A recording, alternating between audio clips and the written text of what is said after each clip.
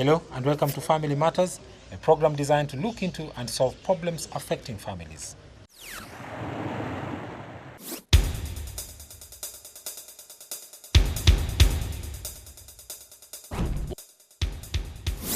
Most of the time it's going to depend on the circumstances that this person has just found himself here.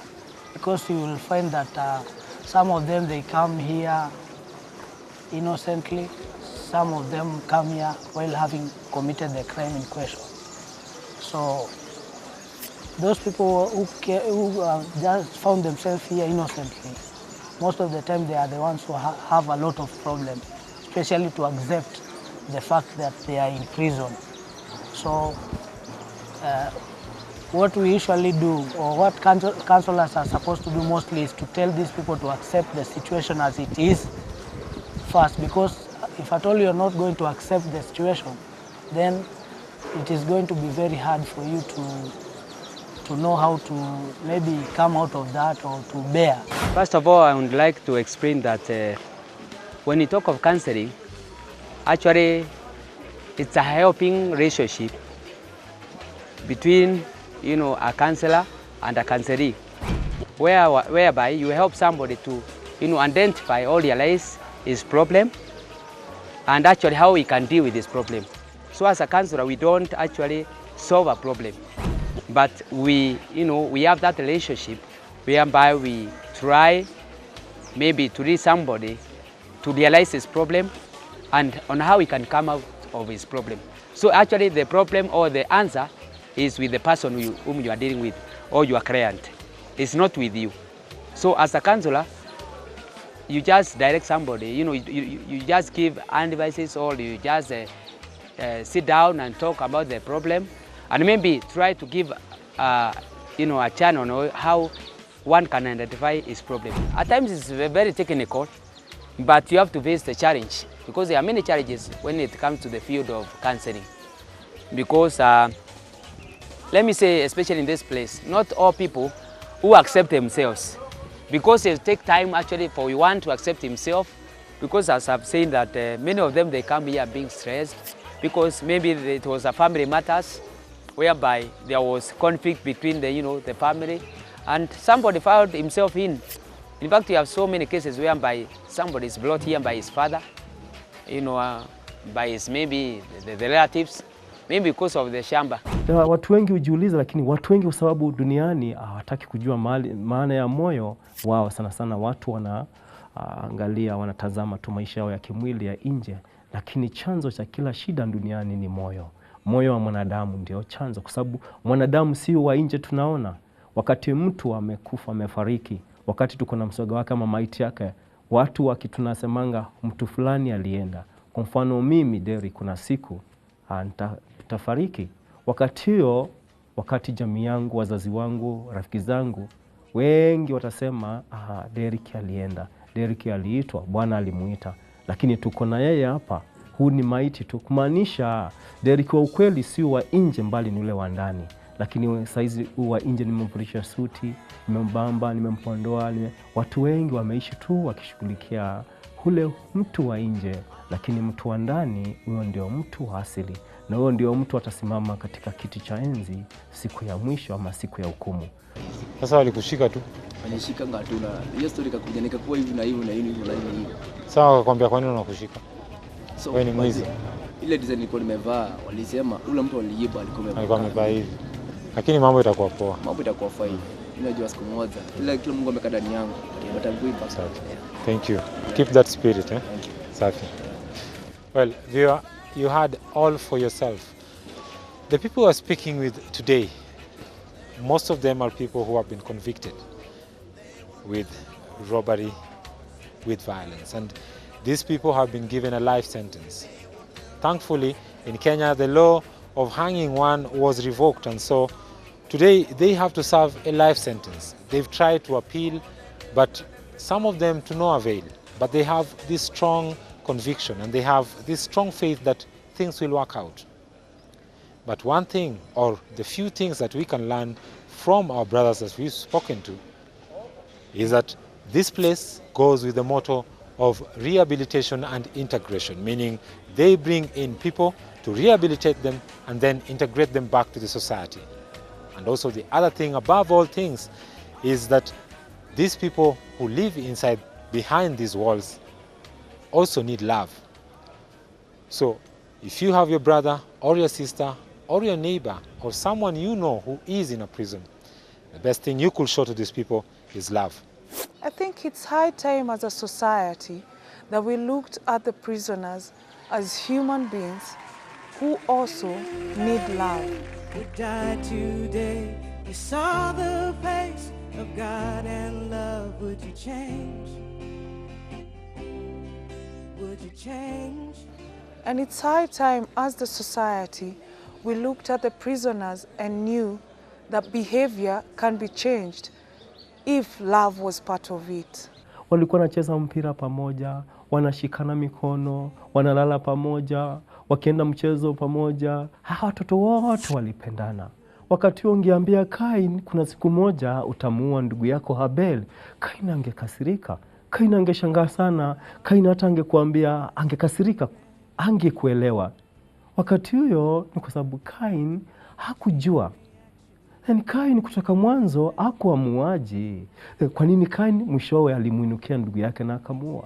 Nafikiri unaweza piga picha watoto wako vile ucheze wakiwa watoto, vile wanapendana. Hivyo ndio Kain na Abel alikuwa.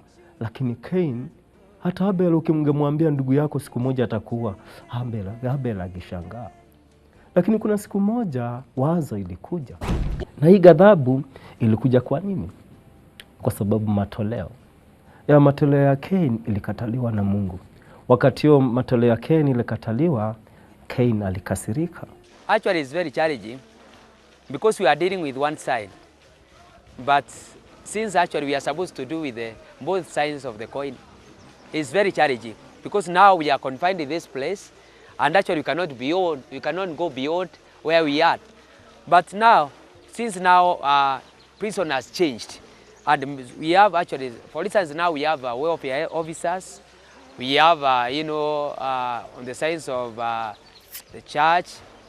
Now, what happens actually, we take the matters to maybe to the or welfare service, okay, maybe to the church, and since we have the pastors, they can go to an extent of going to that family and maybe reconciling the family.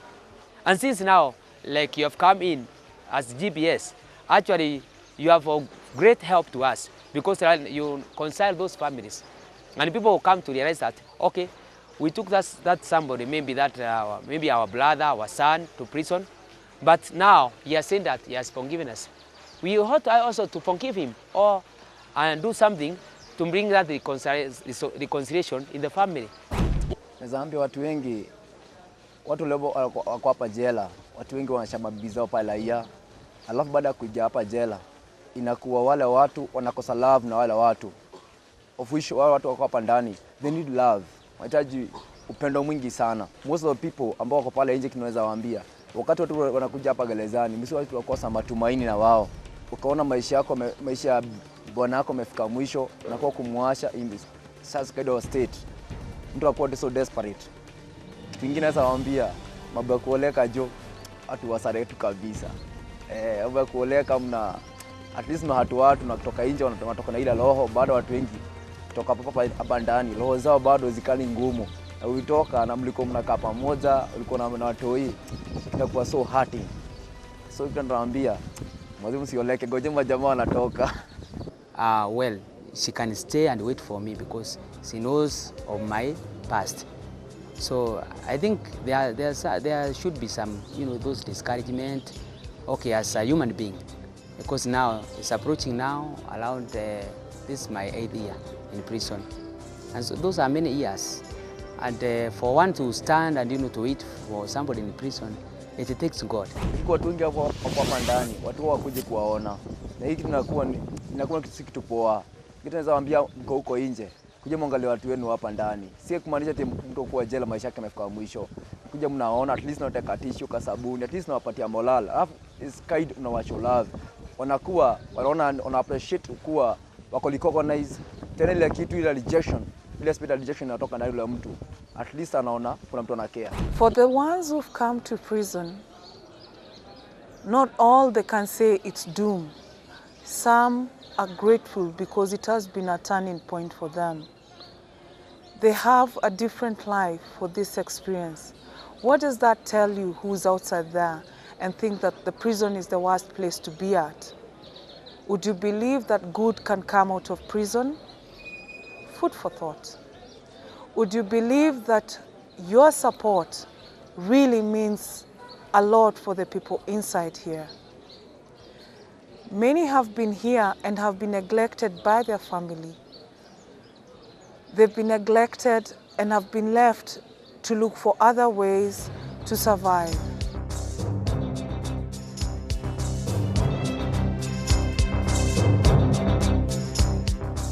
Because they've been left by their family members and they have nowhere to look back to and they don't have people to visit them. Again, food for thought. What can you do to make a difference in such a person's life? For the family members who have decided enough is enough, put yourself in their shoes. What do you think about that? I know sometimes it's hard, but forgiveness is always a key. Let go and embrace, because that's the only way we can make a difference in each other's lives. Yale mambo inakuwa inatoka ndani yake, kama ile uchungu ulikuwa ndani yake, kama alikuwa na hold grudges inatoka ndani yake.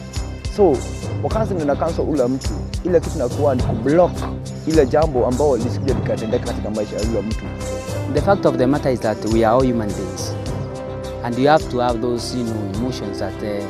I've been touching people here because I've been preaching to them. This is something that I was able to look and consider even before I got saved. And I tried to look at the institution of marriage. And I found that in majority of the families where there is success, emotionally, material-wise, or financial-wise, you find that the majority of those families are very, very intact. And therefore, a family institution being the first institution that even God initiated into the world, I believe he had a purpose that